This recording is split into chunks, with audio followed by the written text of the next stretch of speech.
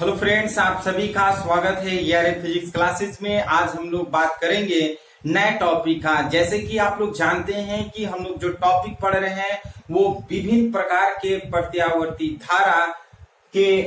धारा परिपथ में बोलता तथा प्रवाहित धारा में संबंध हम लोग पढ़ रहे हैं। हम लोग क्या पढ़ रहे हैं? विभिन्न प्रकार के प्रत्यावर्ती धारा तथा प्रवाहित धारा तथा वोल्टा में संबंध स्थापित करने के बारे में पढ़ रहे हैं। इसके पहले आप लोग दो टॉपिक पढ़ चुके हैं। इस टॉपिक का रिलेटेड हम पहला बताए थे कि जब परिपथ में केवल उमीय प्रतिरोध होगा तो वोल्टा तथा धारा के बीच में किस तरह से संबंध स्थापित करेंगे उसके बारे में हम आपको बताए थे।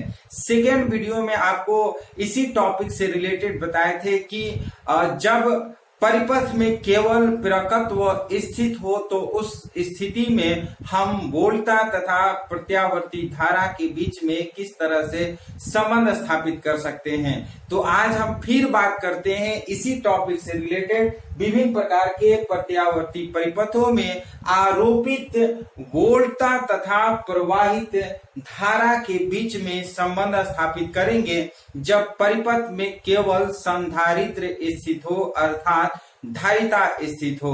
तो आज हम लोग जिस तरह से दो टॉपिक पढ़े थे इस टॉपिक से रिलेटेड आज इसी टॉपिक से रिलेटेड एक और हम लोग पढ़ेंगे धारिता, यानी कि जब परिपथ में केवल धारिता स्थित हो तो उस स्थिति में वोल्टा तथा प्रवाहित विद्युत धारा में क्या संबंध होगा, उसी की चर्चा हम लोग इस वीडियो में करेंगे और इससे रिलेटेड कुछ न्यूमेरिकल भी सॉल्व करेंगे। तो इस वीडियो को पूरा आप लोग जरूर देखिए। तो सबसे पहले बात करते हैं कि जब परिपथ में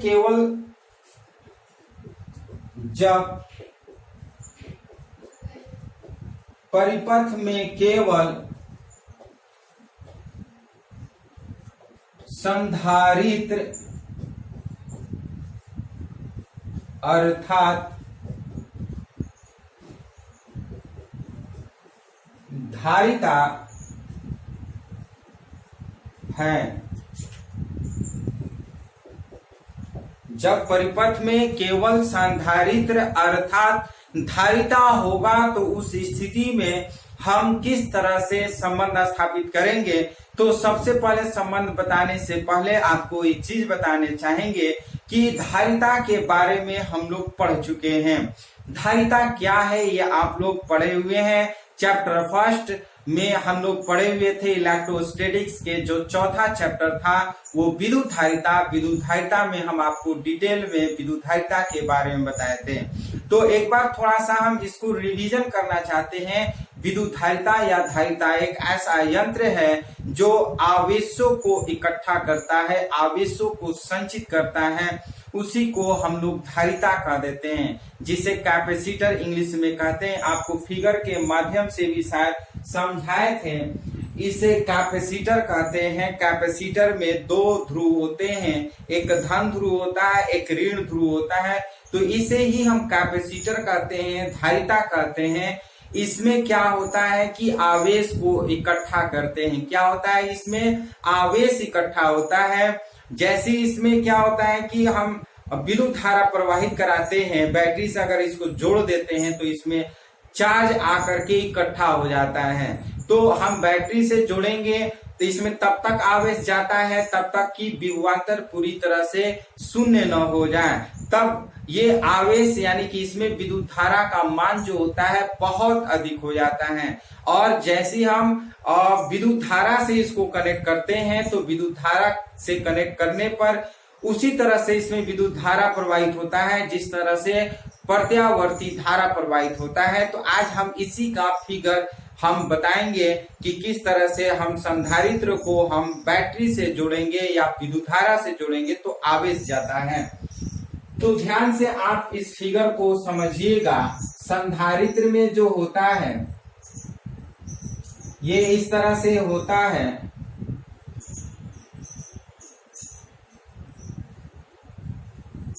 हम इसको जोड़ दिए, ये C संधारित्र है, ये पॉजिटिव चार्ज होता है और एक नेगेटिव चार्ज होता है। ये प्रत्यावर्ती धारा इसमें जा रहा है, तो इसको हम V sine V is equal to V nought sine omega t, जिसमें हमारी वोल्टता जो होती है V is equal to V nought sine omega t होती है। इसमें जब धारा प्रवाहित कराते हैं तो जब इसमें अधिकतम धारा होती है तो इसमें वोल्टता का मान शून्य हो जाता है, और जब अधिकतम वोल्टता होती है तो विद्युत धारा का मान शून्य हो जाता है। ये विद्युत धारा का मान शून्य कैसे होता है? जैसे हम इसको बैटरी से जोड़ते हैं तो ये ऋणात्मक ध्रुव यहाँ पे जाता है और इधर से धनात्मक ध्रुव जाता है।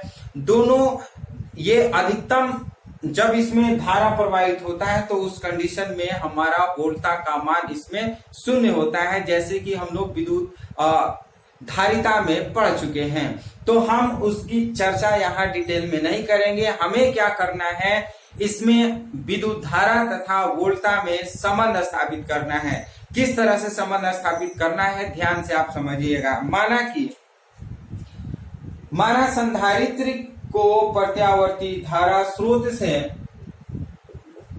माना संधारित्र को प्रत्यावर्ती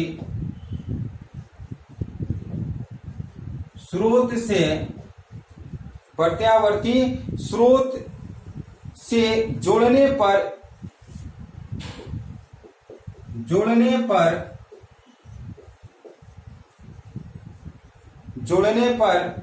इस पर आरोपित प्रत्यावर्ती वोल्टता, इस पर आरोपित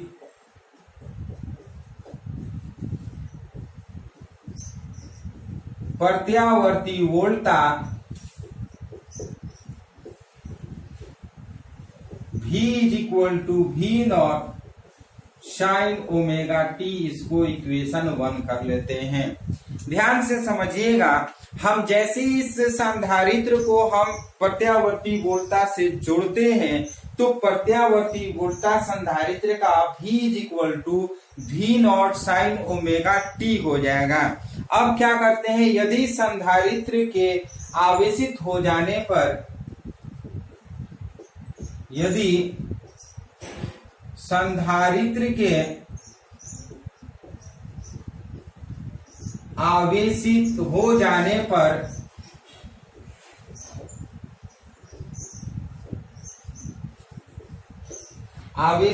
जाने पर इसमें संचित आवेश स्मॉल q हो,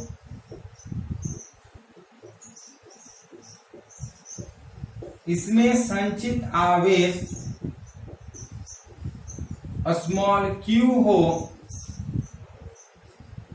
तो संधारित्र की प्लेटों के बीच विभवांतर, तो संधारित्र की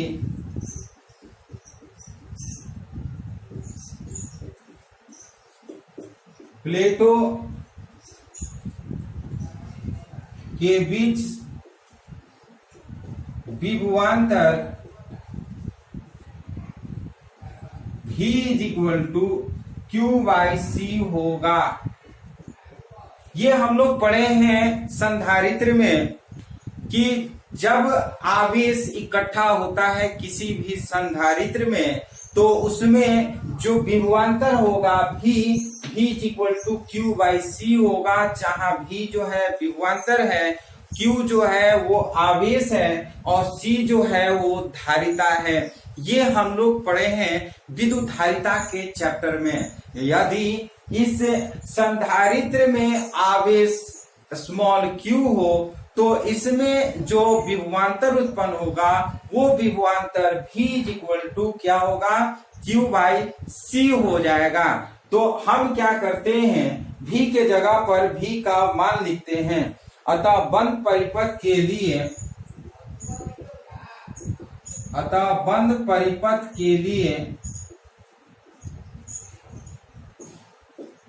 जैसे कि ये देख रहे हैं कि ये क्या है, एक बंद परिपथ है, हम लिखेंगे Q/C is equal to V के जगह पर समीकरण 1 से कर लेते हैं, Q/C is equal to V के जगह पर V nought sine omega t कर लेते हैं। क्या कर लेते हैं? V nought sine omega t कर लेते हैं, या हम इसको लिख सकते हैं Q is equal to V nought, और ये सी कर लेते हैं साइन ओमेगा टी कर लेते हैं। और ध्यान से समझिएगा क्या है, Q is equal to V nought sine omega t, इसको हम कर सकते हैं। और यदि हमें इसको नीचे भी लिखना है तो नीचे लिखने से पहले इसको स्क्रीनशॉट आप ले लीजिए, क्योंकि हम इसे मिटाएंगे। जल्दी स्क्रीनशॉट आप ले लीजिए।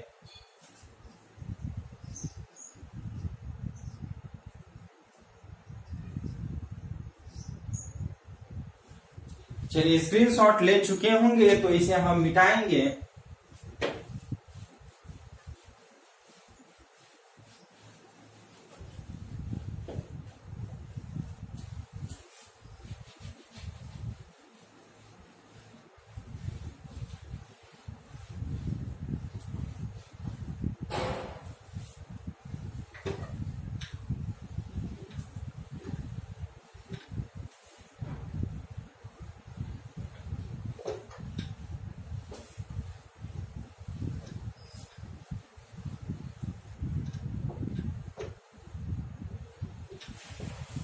ध्यान से समझिएगा, परिपथ में तत्क्षणिक धारा, परिपथ में तात्क्षणिक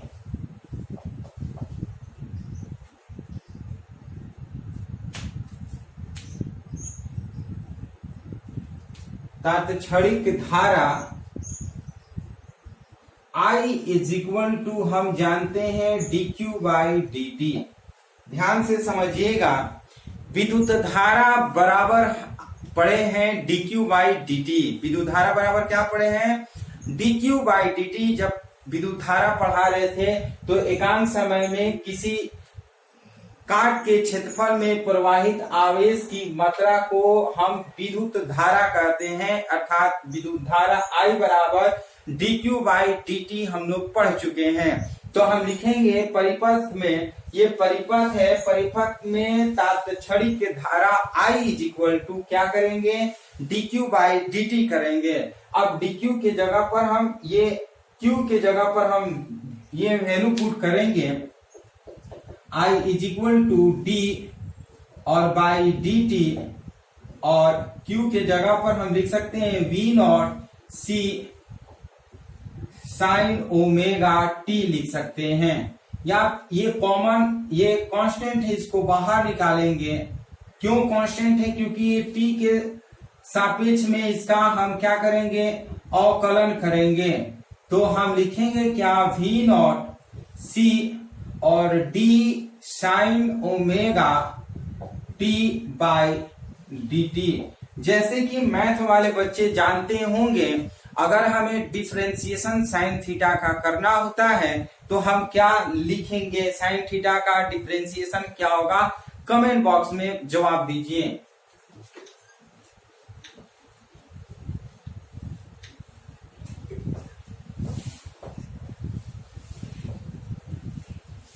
चलिए, हम आपको बता रहे हैं साइन थीटा का डिफरेंशिएशन यहां पर लिखेंगे। Since differentiation of sine theta D theta करते हैं तो ये हो जाएगा कॉस थीटा। क्या हो जाएगा? Cos theta. अगर साइन थीटा का डिफरेंशिएशन एंगल के अकॉर्डिंग करेंगे तो कॉस थीटा हो जाएगा। तो यहां पर करते हैं I is equal to V naught C, और ये देखिए कांस्टेंट है तो ये बाहर निकल जाएगा ओमेगा, और ये हो जाएगा कॉस ओमेगा टी। क्या हो जाएगा? Cos omega T. या फिर इसको हम ऐसे भी लिखेंगे I इज इक्वल टू हम वी नॉट ओमेगा सी कर लेते हैं, कॉस ओमेगा टी कर लेते हैं। इसको हम ऐसे भी लिख सकते हैं I is equal to V not by 1 by omega C cos omega t भी लिख सकते हैं। ध्यान से समझिएगा, ये I is equal to V nought omega C cos omega t है। क्या है? I is equal to V nought omega C cos omega t है। हम ओमेगा सी को हम क्या कर सकते हैं? 1/ओमेगा सी करेंगे। अगर इसको पलटेंगे तो यही आ जाएगा। यहां पे ध्यान से समझिएगा, हम ओमेगा सी को हम क्या किए हैं? 1/ओमेगा सी लिखे हैं, क्योंकि 1/ओमेगा सी को पलटेंगे तो हमें मिल जाएगा क्या? ओमेगा सी मिल जाएगा। तो हम इसको लिख सकते हैं इस तरह से, या इसको हम ऐसे भी लिख सकते हैं, I is equal to V naught 1/ओमेगा सी, और cos थीटा के जगह पर हम लिख सकते हैं sine omega t plus 90 degree. क्या लिख सकते हैं? ध्यान से समझिएगा, I is equal to V not by 1/ओमेगा C into sine omega t plus 90, क्योंकि sine 90 plus theta is equal to cos theta हम कर लेते हैं।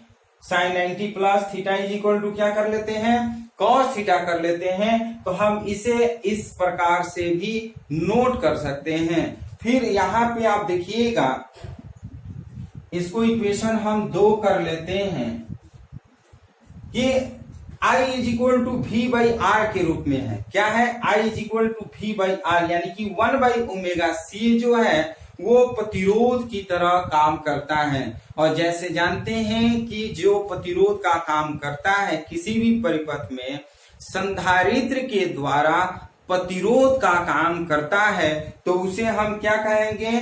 धारितीय प्रतिघात कह देते हैं, क्योंकि ये धारिता के कारण प्रतिरोध उत्पन्न हो रहा है। ये V/R के रूप में है, I is equal to V/R के रूप में है, और ये R जो है C के कारण हो रहा है, एज ए प्रतिरोध का काम कर रहा है। तो आप जानते हैं, जब किसी परिपथ में धारिता के कारण प्रतिरोध उत्पन्न होता है तो उसे हम धारितीय प्रतिघात कहते हैं। तो इसी को हम यहाँ पर लिखेंगे, ध्यान से समझिएगा, परंतु 1/ओमेगा सी संधारित्र द्वारा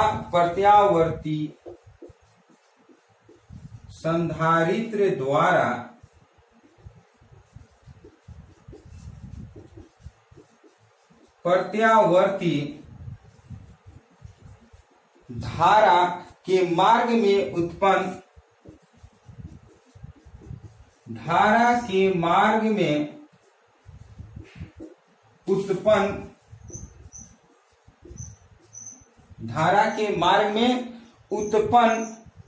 आभासी प्रतिरोध है।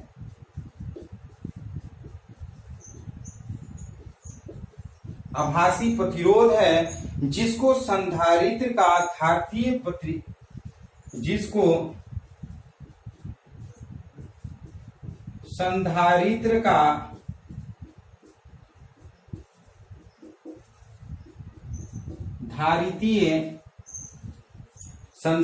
का धारितीय प्रतिघात कहते हैं।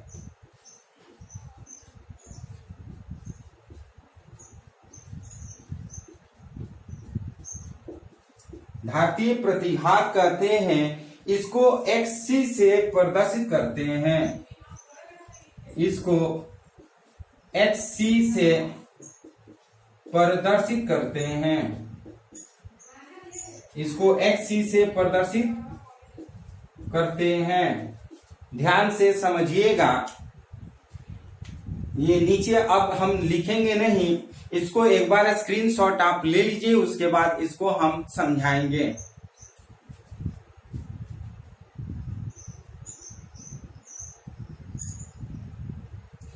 चलिए, स्क्रीनशॉट आप ले चुके होंगे, तो हम आपको बताना चाहेंगे कि ये 1/ओमेगा सी जो है ये प्रतिरोध के कारण, यानी कि धारिता के कारण प्रतिरोध है, जिसे हम धारितीय प्रतिघात कहते हैं, और धारितीय प्रतिघात को XC से प्रदर्शित करते हैं। अब क्या करेंगे, इसके अब क्या करेंगे, इसके आगे हम पढ़ेंगे, इसे हम मिटाएंगे। तो आप ध्यान से इसको आप लोग समझिएगा।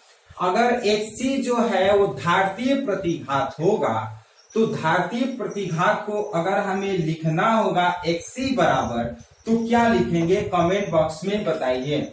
xc बराबर क्या लिखेंगे, xc बराबर क्या लिखेंगे कमेंट बॉक्स में बताइए आप लोग। धारतीय प्रतिघात को लिखना हो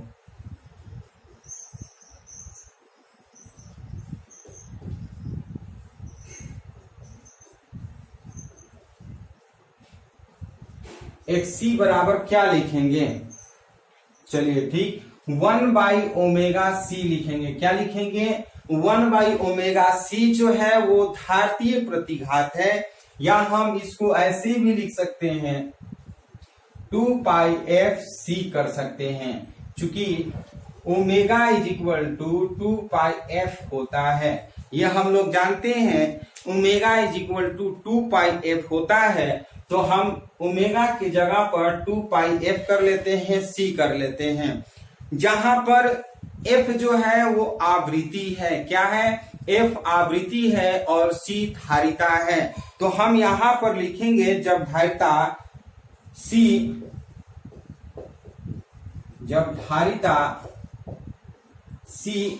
आप ये बताइए कि धारिता का मात्रक क्या होता है, धारिता का मात्रक क्या होता है, कमेंट बॉक्स में बताइए धारिता का मात्रक क्या होता है।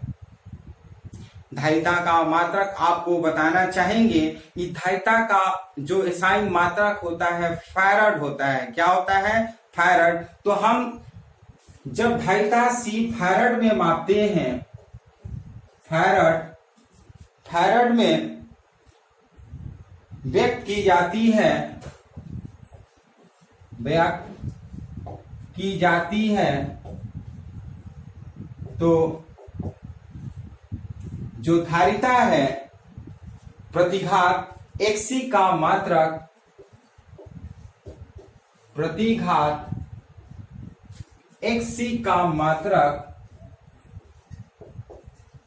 बताइए क्या होगा।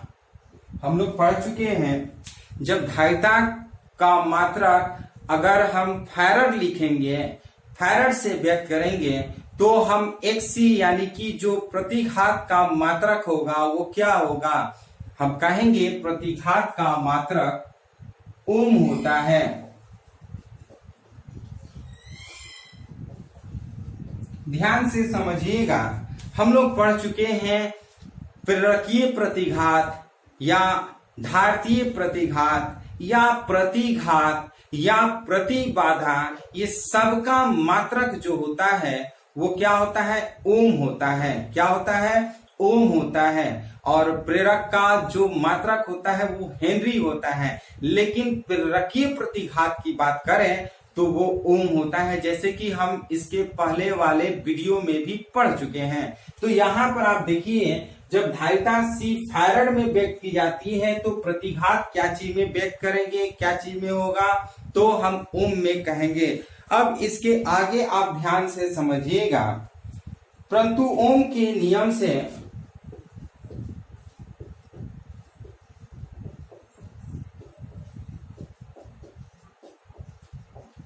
हम ओम के नियम से जानते हैं क्या, v नॉट बाई 1/ओमेगा c, यानी कि v बाई r। ये v नॉट, v जो है वो v का काम करेगा, 1/c ओमेगा c जो है वो कैपिटल R का काम करेगा, यानी कि प्रतिरोध का काम करेगा। इसके जगह पर हम क्या लिख सकते हैं, v नॉट, और 1/ओमेगा c के जगह पर हम क्या लिखेंगे, xc। और जैसे जानते हैं कि v बाई r जो होता है वो I के समतुल्य होता है, यानी कि विद्युत धारा के समतुल्य होता है। तो हम लिख सकते हैं धारा का शिखर मान।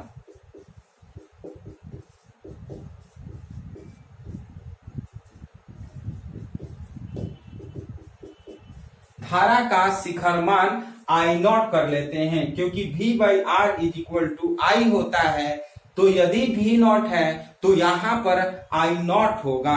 क्या होगा? V नॉट रहेगा तो यहाँ पर I नॉट होगा। तो इस तरह से हम ओम के नियम से जानते हैं V बाई आर। आप R को 1/ω/c की तरह लिखिए या R को हम XC की तरह रखेंगे, क्योंकि XC जो है वो प्रतिरोध है। और किसका प्रतिरोध है? तो हम कहेंगे धारिता के कारण प्रतिरोध। और जब धारिता के कारण जब प्रतिरोध उत्पन्न होता है किसी भी परिपथ में, तो उसे हम धारितीय प्रतिघात के नाम से जानते हैं। ये हम लोग पहले भी पढ़ चुके हैं। तो ये हो गया। अब हम क्या करेंगे, ध्यान से समझिएगा। अब I नॉट इसके जगह पर हम क्या करते हैं, I is equal to I nought sine, हम लिख सकते हैं ओमेगा टी प्लस 90 डिग्री लिख सकते हैं। क्या लिख सकते हैं? I is equal to I nought sine omega t plus 90 degree हम लोग लिख सकते हैं।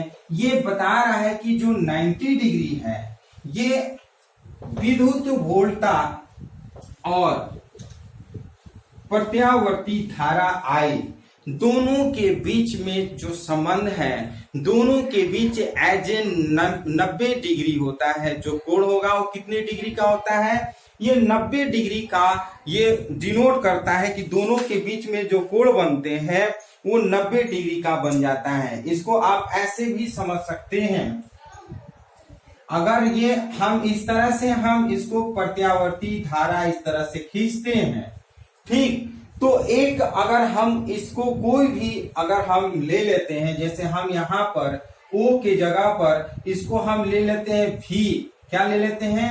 V। तो इसी को हम यहाँ से I नॉट के जगह पर हम क्या करते हैं, इस तरह से ले लेते हैं। ध्यान से समझिएगा। I नॉट को हम लिख सकते हैं,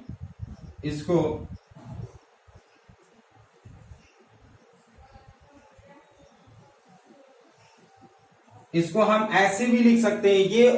ये जो डिनोट करता है वो I नॉट, I डिनोट करता है। ये दोनों के बीच में जो एंगल का फॉर्मेशन होता है वो 90 डिग्री का बन जाता है। तो यदि V जो है अगर यहां से स्टार्ट होगा तो I जो है यहां से स्टार्ट होगा। ये प्रत्यावर्ती विद्युत धारा के बीच और प्रत्यावर्ती वोल्टा के बीच संबंध है। ये दोनों का ये आरेख जो होता है हम इसी तरह से खींच सकते हैं। तो ये दोनों के बीच में संबंध हो गया। तो हम इसको बनाएंगे नहीं, हम इसके बीच जो हम लोग पढ़े हैं XC और 2πfc, इसके बारे में हमको नोट में बताना है कि नोट में ध्यान से समझिएगा। हमेशा ऑब्जेक्टिव में पूछता है पहला नोट में कि चूंकि XC जो है वो इज इक्वल टू 1/2πfc है। क्या है? 1/2πfc है। मीन्स हम कह सकते हैं XC is inversely proportional to 1/f है। यानी कि जब किसी परिपथ में अगर आवृत्ति के मान में कमी होगी तो उस परिपथ में धारितीय प्रतिघात का मान अधिकतम होगा। ध्यान से समझिएगा। जब किसी परिपथ में आवृत्ति के मान में कमी होगी तो उस परिपथ में धारितीय प्रतिघात का मान में वृद्धि होगा, और जब आवृत्ति की मान शून्य हो जाएगा तो उस स्थिति में धारितीय प्रतिघात का मान उस परिपथ में अनंत हो जाएगा। तो हम दो नोट में आपको बताना चाहेंगे, अर्थात संधारित्र की धारिता, अर्थात संधारित्र की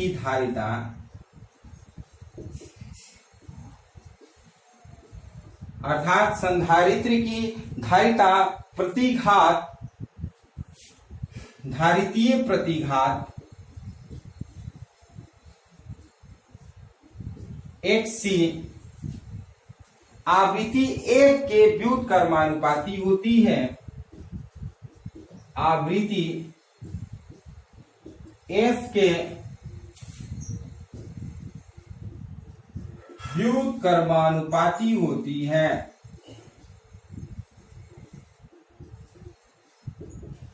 आवृत्ति F के व्युत्क्रमानुपाती होती है, अतः आवृत्ति को बढ़ने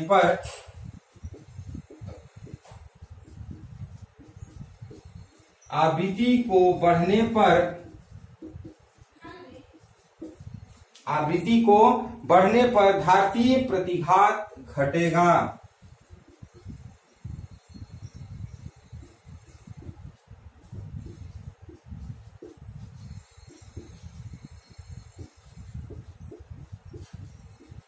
धारतीय प्रतिघात घटेगा। इसका सेकेंड नोट आप समझ लीजिए, हम बोर्ड पे लिखेंगे, इसको मिटाएंगे।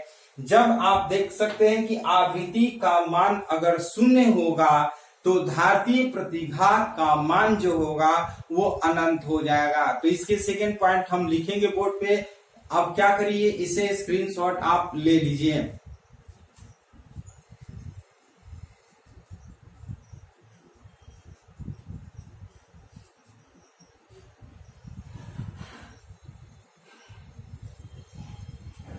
चलिए, आप ले चुके होंगे तो इसे हम मिटा रहे हैं।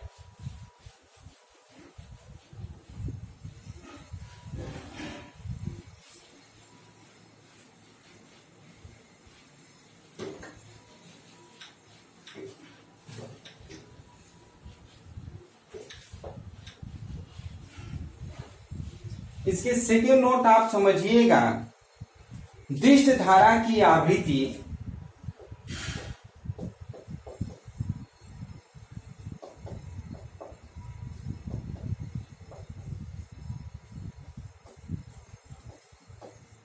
शून्य होती है। दिष्ट धारा की आवृत्ति क्या होती है? शून्य होती है। अतः दिष्ट धारा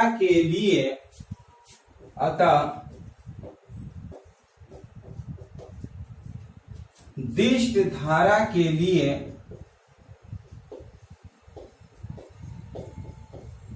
प्रत्यावर्ती दिष्ट धारा के लिए धारतीय प्रतिघात xc, धारितीय प्रतिघात xc का मान जो होगा वो अनंत होगा। xc का मान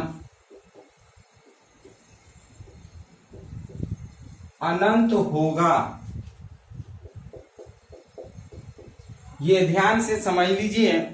धारतीय प्रतिघात का मान कब होगा अनंत? जब आवृत्ति का मान शून्य होगा तो धारतीय प्रतिघात का मान अनंत होगा। तो इसे हम मिटाएंगे। अब क्या हम लोग करेंगे, एक न्यूमेरिकल बनाएंगे।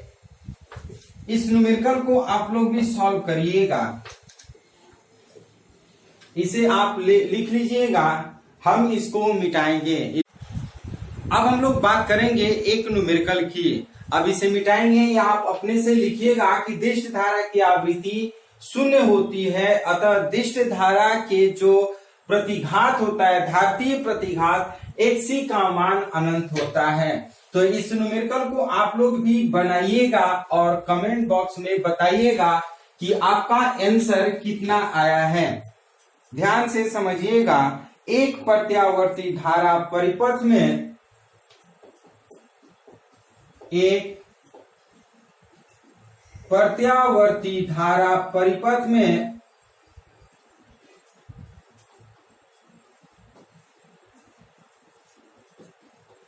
2.0 माइक्रोफैराड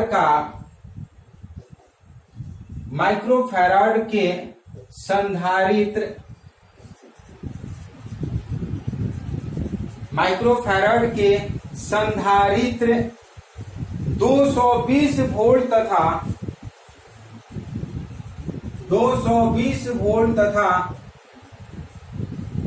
50 हर्ट्ज के प्रत्यावर्ती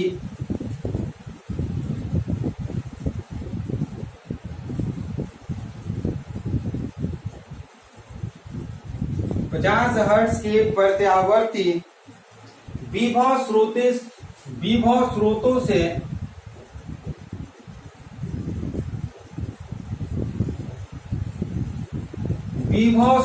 से जुड़ा है। विभव स्रोतों से जुड़ा है। परिपथ में प्रतिघात तथा परिपथ में प्रतिघात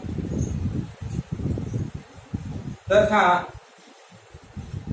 धारा का मान ज्ञात कीजिए। धारा का मान ज्ञात कीजिए।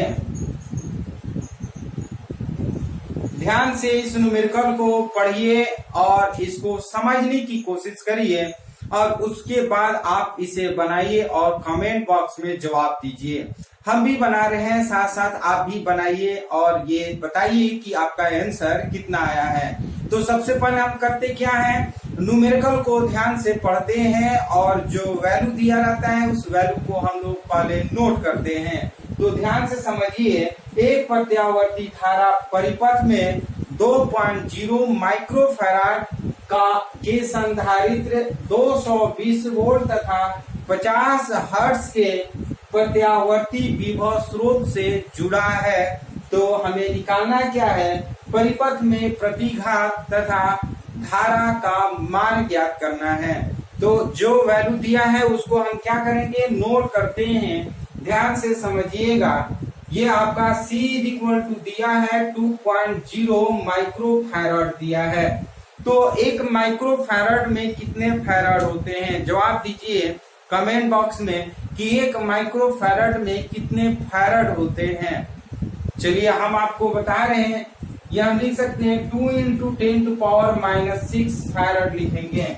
क्या लिखेंगे, 2 × 10⁻⁻6 फैराड ये माइक्रोफैराड का मान होता है। फिर दिया है ये Vrms दिया है 220 वोल्ट दिया है, F दिया है 50 हर्ट्ज और पूछ रहा है क्या, XC का मान पूछ रहा है और पूछ रहा है Irms का मान पूछ रहा है। यदि इतना आपको करने आ जाता है तो ये समझिए कि न्यूमेरिकल बनाना आप सीख चुके हैं। सिर्फ और सिर्फ कैलकुलेशन करना है फॉर्मूला पे रखकर। तो इतना आप जरूर करिए किसी भी न्यूमेरिकल का। तो हम लोग करते क्या है, चूंकि हम जानते हैं XC = 1/2 πfc पढ़े हैं। XC क्या पढ़े हैं, 1/2 πfc पढ़े हैं। और जैसे कि आप जानते हैं हम सबका मान रखते हैं 2 × पाई के जगह पर हम 3.14 और F के जगह पर 50 हर्ट्ज लिखते हैं और C के जगह पर C का मान लिखते हैं 2 × 10⁻⁻6 लिख लेते हैं। आप कैलकुलेशन करिएगा तो ये आपका आंसर आएगा 1.592 × 10⁻³ और जैसे कि जानते हैं XC का जो मात्रक होता है वो ओम होता है, तो हम ओम लिख लेंगे।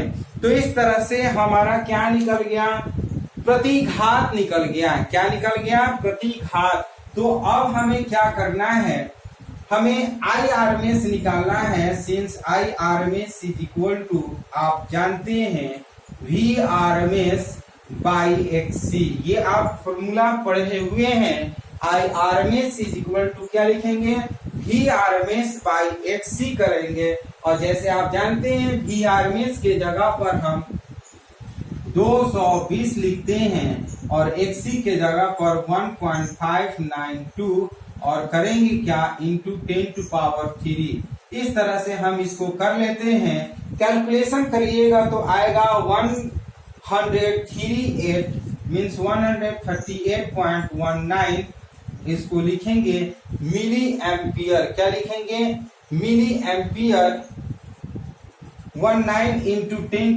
10⁻³ एम्पियर, या फिर आप लिख सकते हैं इसको लिख सकते हैं 138.19, ये आप मिली एम्पियर भी लिख सकते हैं।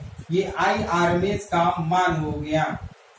Irms = हम ये लिख सकते हैं, XC का मान हम ये लिख सकते हैं। तो इस तरह से ये न्यूमेरिकल बहुत आसानी से बन गया। तो हम किए क्या है, सबसे पहले न्यूमेरिकल को हम ध्यान से पढ़ते हैं पढ़ने के बाद जो वैल्यू दिया रहता है उसको हम नोट करते हैं। और सबसे पहला हम देख रहे हैं कि प्रतिघात का मान निकालना है। जैसे कि आप प्रतिघात का फॉर्मूला जानते हैं, xc is equal to 1/2 pi fc।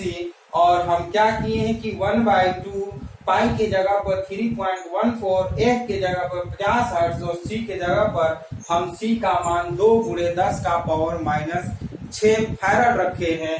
Calculation किए हैं तो xc is equal to 1.592 into 10⁻³ ohm कर दिए हैं। फिर कह रहा है IRMS यानी कि प्रत्यावर्ती धारा का वर्ग माध्य मूल मान या धारा।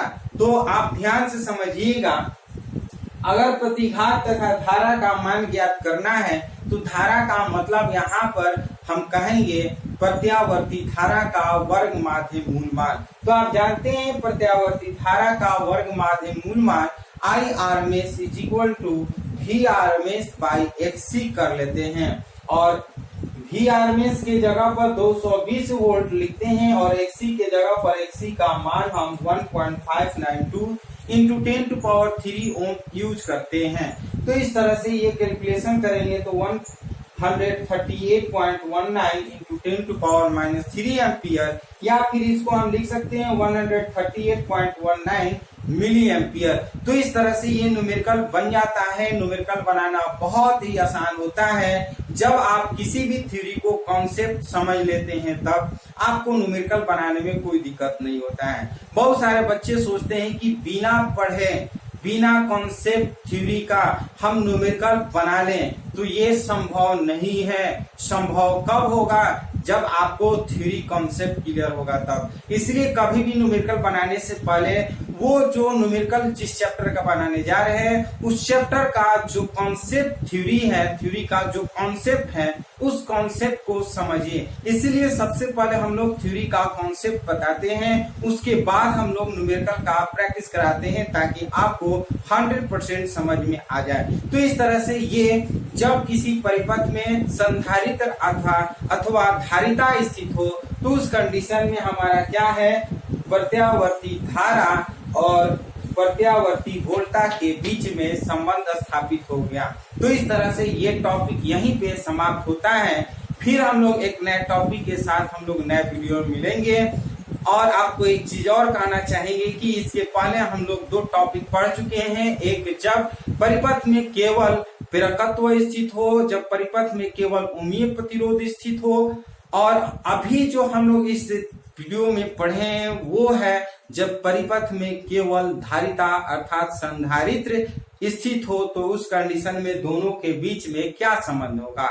अब जो होगा अलग अलग टॉपिक हम लोग पढ़ेंगे, LR सर्किट, CR सर्किट और LCR सर्किट। हम LC सर्किट की बात भी करेंगे। तो ये जितने भी सर्किट है बहुत ही आसान है। इस सारे वीडियो को आप समझिए और इस पे न्यूमेरिकल बनाने की कोशिश करिए। ये जो चैप्टर है ये अपने आप में बहुत इंपॉर्टेंट है, इसलिए इस चैप्टर को आप लोग इग्नोर मत करिएगा। एक एक वीडियो आप समझने की कोशिश करिएगा। तो अब हम लोग यहीं पे समाप्त करते हैं इस वीडियो को। यदि ये वीडियो आपको पसंद है तो इस वीडियो को लाइक शेयर कमेंट जरूर करिए, और यदि इस चैनल के लिए नए व्यूअर हैं तो इस चैनल को जरूर सब्सक्राइब करिए। तो फिर हम लोग एक नए टॉपिक के साथ एक नए वीडियो में मिलते हैं। तब तक के लिए धन्यवाद।